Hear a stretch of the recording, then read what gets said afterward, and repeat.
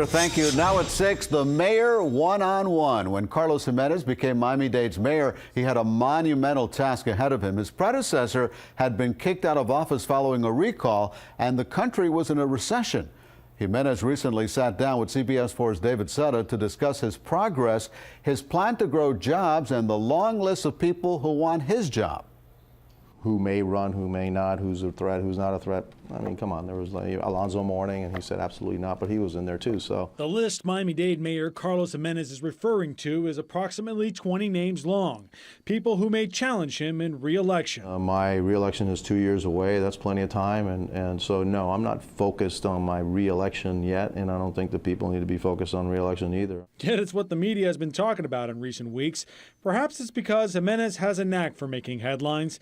It's not every day the county's top politician suggests he may leave his own party. Are you really leaving the Republican Party? You know, it was a question that was asked, was I thinking about it? I was thinking about it. I don't think I'm going to. If I thought that the Republican Party was going way too far to the right, it's better for me to work it back from the inside. 3 years ago, Gimenez came into office during turbulent times. Property values were in a free fall. Voters had just ousted Carlos Alvarez over tax hikes and public funding of the Marlins ballpark.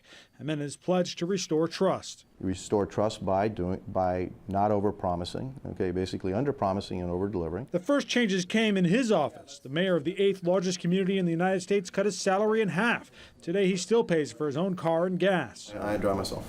I drive myself. I don't have an entourage. I don't have a security detail. Why? I just don't think I need it. Personally, he saved the county nearly $1 million.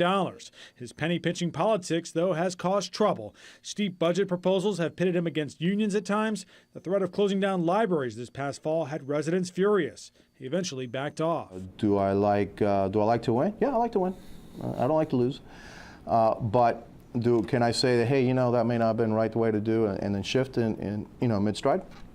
I can do that too, although that's very, very difficult for a politician to do that. With the budget expected to improve in 2015, Gimenez now has his sights set on jobs. The plan focuses on construction, hospitality, and of most interest to him, technology. I think technology will solve a lot of our problems, and I think we're on the brink of technological revolution. It's clear he's very big on technology.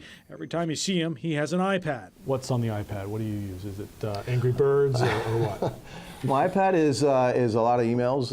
My iPad is also how when I do speeches, I do my speeches off the iPad. And when there's downtime, solitaire. Solitaire is good for the brain too. His high score? 68,000. 68,000. 735.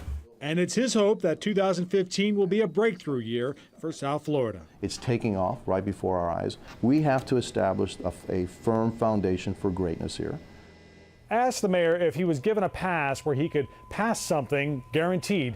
He said he'd like to see the taxi cab system fixed here in Miami-Dade County. He wants ride-sharing apps like Uber or Lyft where you can order a ride directly from your smartphone. He said that's what he wants this week. He says next week, though, he'd probably change his mind and want something else. In the newsroom, David Sutter, CBS 4 News. David, thank you. Next.